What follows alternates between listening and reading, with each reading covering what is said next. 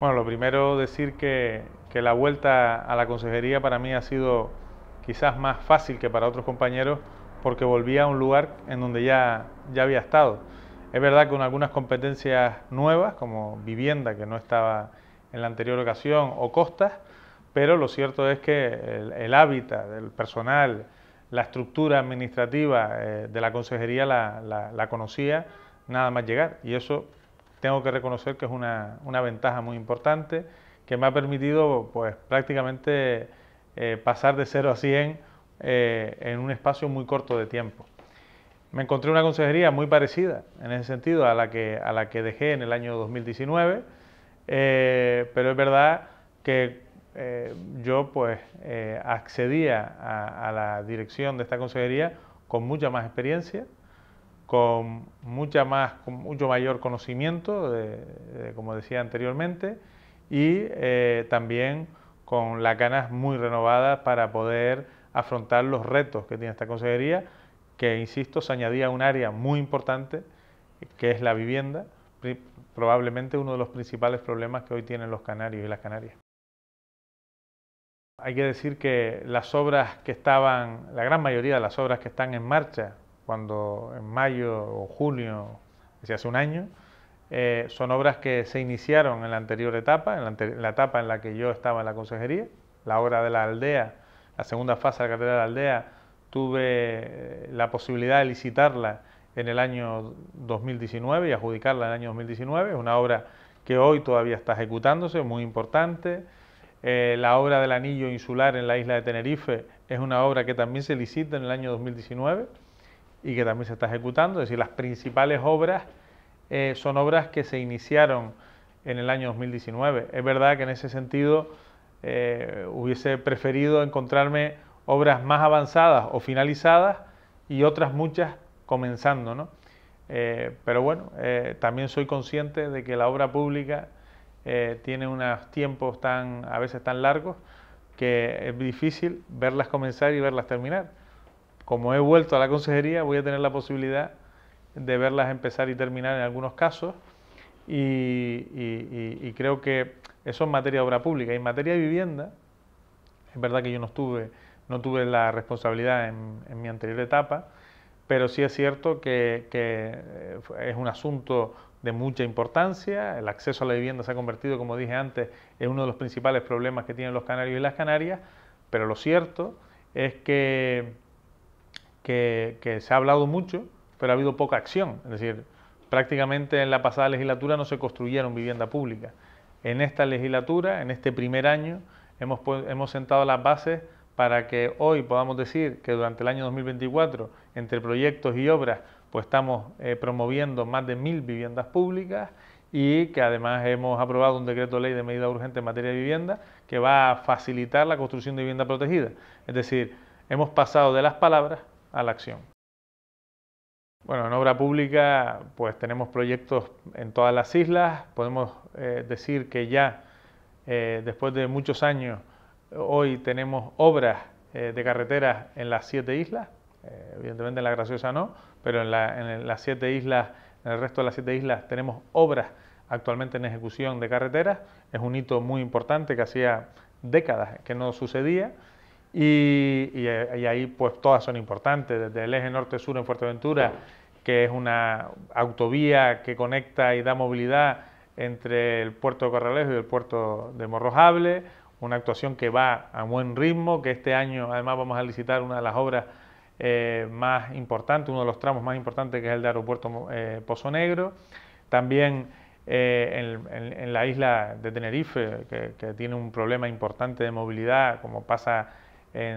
también en Gran Canaria. En el caso de la isla de Tenerife, pues a las obras ya ejecutándose del cierre del anillo, pues se va a sumar durante este año la ampliación de la plataforma de la TF1 y también de la TF5. En la isla de La Palma, que ha tenido pues el volcán y que eso pues ha generado mayores problemas aún en la movilidad, pues estamos ejecutando una obra muy importante que es la de la LP2, que es la autovía del sur, precisamente en zonas afectadas por el volcán. Y en la isla de Gran Canaria, pues la que nombraba antes, la segunda fase de la carretera de la aldea, una actuación que este año también hemos tenido pues la buena noticia de la apertura de Faneque, pero que continúa, que tiene 2 viaductos, que tiene 7 túneles más y que se le va a sumar a esta actuación, después de muchos años, un hito para mí muy importante, que es el comienzo de las obras en Belén María, mejora de la ciudad, de la movilidad, y después de muchos años también de debate y de hablar mucho de ello, por fin vamos a tener actuaciones concretas de mejora en la Gran Canaria 1, sobre todo en su paso por el término municipal de Telde, en donde probablemente sea uno de los lugares más complicados y complejos ahora mismo. Tengo que reconocer que con los 7 cabildos hay una magnífica relación. Es verdad que muchos de ellos son compañeros de partido, de organización, pero independientemente de las siglas políticas, las relaciones con los cabildos son muy fluidas, son buenas. Prácticamente en este año no hemos tenido ninguna polémica con un cabildo, no hemos tenido ninguna discrepancia con ningún cabildo, y espero que sea así, porque al final por encima de las siglas políticas está el interés general y la defensa de las islas y del archipiélago. Sí, se firmó un 22 de diciembre de 2018, siendo consejero yo, y es un convenio que nos da una capacidad de poder ejecutar obras de carreteras que con fondos propios sería imposible. Estamos hablando concretamente de 1.473 millones de euros, que nos permiten pues un número bastante importante de obras. Creo que se está gestionando bien. Ahora mismo hay comprometido de esos 1.473 millones de euros, hay comprometido unos 1.000 millones, que ya están obras que son adjudicadas, como las que he nombrado anteriormente, y nos queda por licitar y por comprometer pues algo más de 400 millones que estamos en condiciones de poder hacerlo durante este año 2024, lo que queda de año y el comienzo del próximo año, y con ello pues nos marcaremos el hito de volver a firmar un nuevo convenio con el Estado para, que sería el cuarto, para continuar con la red de carreteras de interés regional. Bueno, en el caso de la isla de Tenerife, la gran actuación es precisamente la que estamos ahora mismo ejecutando, es el túnel de Erjos, un túnel de más de 5 kilómetros, uno de los túneles más grandes de España, y que eso va a dar pues un impulso muy importante al cierre del anillo. Es verdad que todavía quedarán tramos para continuar, sobre todo en dirección, una vez sales de ese túnel de Erjos hacia la Orotava, es decir, todo lo que tiene que ver con Santiago del Teide, en fin, a partir de Santiago del Teide, perdón, con Icod de los Vinos, con el Tanque, etcétera. Toda esa zona todavía quedarán tramos por ejecutar. Y en el caso de la isla de Gran Canaria, una vez finalice la segunda fase de la carretera de la Aldea, tendremos todo lo que es la autovía del norte prácticamente finalizada, con el tramo pendiente de Bañaderos, que será el siguiente tramo del norte, y el cierre va por Mogán, es decir, la unión de la Aldea y Mogán, que es un proyecto complejo, porque está afectado por muchas protecciones, áreas de protección, pero que será el siguiente hito al que estudiar, al que pensar ya en un proyecto de alternativa y plantear un proyecto constructivo para el futuro. La obra de la segunda fase, esta legislatura estará finalizada y por tanto ya por fin los aldeanos, los gran canarios y aquellos que nos visitan podrán ir a la aldea de San Nicolás desde Agaete sin ningún tipo de riesgo. Yo creo que ese va a ser pues un gran día como fue cuando se abrió la primera fase, que también lo fue, ¿no? Pues creo que estamos cada día más cerca de cumplir con ese objetivo, de que esta legislatura, antes de finalizar, pues podamos tener abierto el tramo que va de Agaete hasta el Risco y por tanto de Agaete hasta la aldea. Son dos proyectos separados, pero están íntimamente relacionados. Somos plenamente conscientes de que la mejora de Belén María conlleva la necesidad de mejorar Torre Las Palmas y Julio Luengo, y ya hemos adjudicado la redacción del primer proyecto precisamente de mejora de ese enlace, el de Julio Luengo, permitiendo un acceso directo sin semáforos, sin paso de peatones en dirección sur, para poder acceder a Julio Luengo, es decir, cuando vienes de Mesa y López, poder acceder sin semáforo al túnel de Julio Luengo. Esto va a permitir pues una mejora en la cremallera de Torre Las Palmas, porque evidentemente va a haber menos retención. No va a ser la única actuación, hay otro tipo de actuaciones también en torno a Julio Luengo, pero la primera que hemos puesto como prioritaria es esta. También hay actuaciones blandas de mejora de semáforos, de mejora también a través de tecnología ITS de los flujos del tráfico. Hay varias actuaciones, algunas de ellas vamos a tener que hablarlas con el Ayuntamiento de Las Palmas de Gran Canaria, por ejemplo, todo lo que tiene que ver con el acceso al barrio de las Alcarabaneras, y otras vamos a tener que hablar con el Cabildo porque son los que tienen el mantenimiento y conservación, en este caso el túnel de Julio Luengo, y son los que han instalado tecnología ITS, es decir, tecnología de seguimiento para los semáforos de Julio Luengo. Lo primero que hay que decir es que la Metro Guagua es una obra 100% municipal. Desde el minuto 1 fueron los promotores, han sido los promotores y siguen siendo los promotores de esa actuación que tiene que ver con el transporte y que tiene que ver con la movilidad de Las Palmas de Gran Canaria y que lleva un retraso desde hace muchos años, ¿no? Como saben, la Metro Guagua, el Ayuntamiento de Las Palmas de Gran Canaria la divide en distintas fases, todas con una complejidad diversa, diferente, y una de esas fases, en la pasada legislatura, tomaron la decisión de que la ejecutara el Gobierno de Canarias como medida de colaboración, cooperación, no que pasara a ser el responsable, sino que ejecutara esa fase. Estamos hablando concretamente de un tramo que va del Lady Arimaguada hasta la desembocadura del Guiniguada, aproximadamente, el Teatro Pere Galdós, y consiste en una ampliación de la avenida marítima ganándole terreno al mar, con lo cual la ejecuta el Gobierno de Canarias también con la lógica de que es una obra en una carretera del Gobierno de Canarias, que es la avenida marítima. Y esa obra, bueno, es una obra que el proyecto lo realiza el Ayuntamiento de Las Palmas de Gran Canaria, se lo traspasa al Gobierno de Canarias y no tiene, o hasta la fecha nunca tuvo, declaración de impacto favorable, ni tampoco adscripción de costa, porque como estamos ganándole terreno al mar, tiene que tener pues adscripción de costa e incluso informe del puerto, porque está dentro de la zona portuaria. En definitiva, nosotros heredamos esa situación, le hemos puesto el impulso que es necesario, es decir, hemos remitido, reiterado al Ministerio pues la necesidad de los distintos informes, es decir, necesitamos informes de costas primero que nada para poder tener la declaración de impacto. Todavía no hemos tenido respuesta. La verdad es que incluso esto se lo hemos trasladado a la alcaldesa de Las Palmas de Gran Canaria, que inicialmente pues nos ha dicho que nos iba a ayudar a que obtuviéramos respuesta del Ministerio, pero no la hemos obtenido. Se aprueba en febrero de este año, el tiempo que ha pasado es relativamente poco, pero lo cierto es que creo que ha sido un revulsivo para que no solo hablemos del problema de la vivienda, sino que empecemos a hablar de soluciones concretas para dar respuesta al acceso a la vivienda.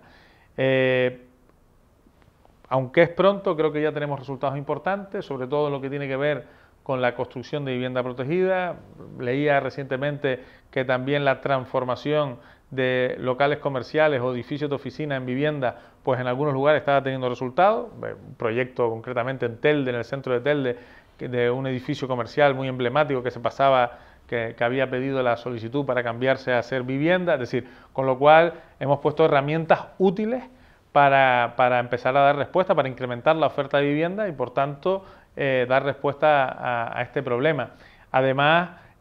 priorizando la vivienda protegida, es decir, todas las medidas priorizan que parte de esas viviendas que se puedan generar pues sean viviendas protegidas. Vivienda protegida no es otra cosa que vivienda limitada, topada en precio, es decir, que no se puede vender por un precio mayor a X, ni se puede alquilar por un precio mayor a X, con lo cual de alguna manera estamos interviniendo de manera efectiva en el mercado de la vivienda. ¿Es todo esto lo único que podemos hacer? Ya les digo que no. El objetivo de la Consejería y del Instituto Canario de la Vivienda y de la propia empresa pública Visocan es seguir aportando instrumentos, seguir aportando soluciones para tratar de dar un problema a la vivienda. Necesitamos construir vivienda pública, en eso estamos, más de 1000 viviendas actualmente se están promoviendo a día de hoy desde el Gobierno de Canarias, es un hito, insuficiente, pero es un hito casi histórico de las últimas décadas, y por otro lado, que el sector privado también se comprometa a construir vivienda, en este caso vivienda protegida, que está topada en precio. Efectivamente, en la comisión de cabildos ellos mostraron distintas dudas, fueron aclaradas, y lo cierto es que en Fuerteventura también se está aplicando. Estos días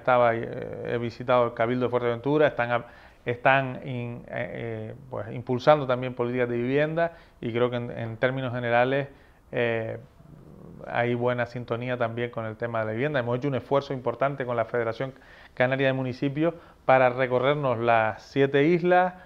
convocar a los 88 municipios, a los 7 cabildos, explicar cada uno de manera técnica cuáles eran pues las consecuencias de cada uno de los artículos del decreto. Creo que se hizo un trabajo de divulgación muy importante. Bueno, lo primero que hay que decir es que sigue faltando suelo público para construir vivienda, con lo cual necesitamos que los ayuntamientos, todos, para no hablar de uno concreto, sino todos, pues sigan o empiecen a cedernos suelo. En algunos casos es verdad que la colaboración es muy buena. Ayuntamientos, por poner un ejemplo, como Ingenio en Gran Canaria, donde pues tienen una buena colaboración en cedernos suelo público. Hay otros que no tienen y hay que generarlo para que puedan tenerlo, y otros que pues, no nos han dado respuesta. Creo que hay que seguir esforzándonos en esa idea de que cedan suelo.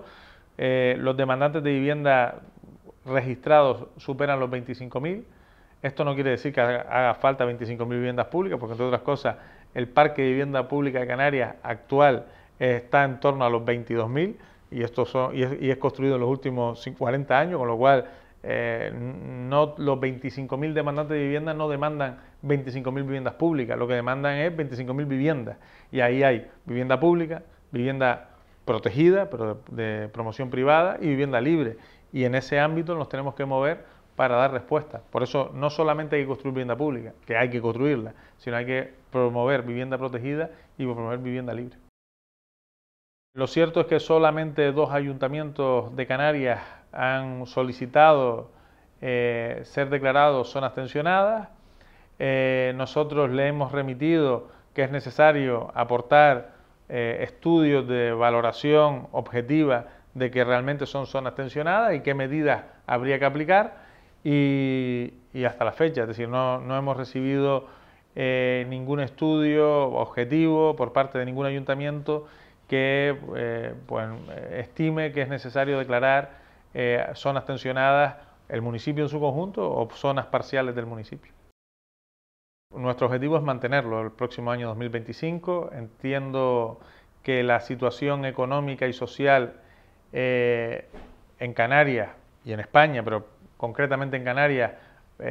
pues se ha mantenido. Por lo tanto, entiendo que esos condicionantes que dieron lugar a esta bonificación del transporte de la guagua gratuita, pues sigue existiendo. Y por otro lado, se ha demostrado en el caso de Canarias, concretamente, que ha sido una medida de rotundo éxito. Y digo rotundo éxito porque se han multiplicado no solamente el número de usos de la guagua del que ya era usuario, sino se ha multiplicado el número de usuarios. Es decir, un crecimiento que supera el 30 y hasta el 40% en algunos casos el número de usuarios, es desde luego un éxito sin precedentes en la apuesta por el transporte público, y nosotros tenemos que seguir en esa línea. ¿Esto es para siempre? Pues probablemente no, pero tenemos que empezar a plantearnos que algunos colectivos sí debe ser para siempre. A lo mejor los mayores de 60 años a lo mejor tienen que ser para siempre, o los jóvenes o los estudiantes. Ya eso se verá, pero de momento lo que nosotros vamos a exigir para el año 25, igual que lo hicimos para el año 2024,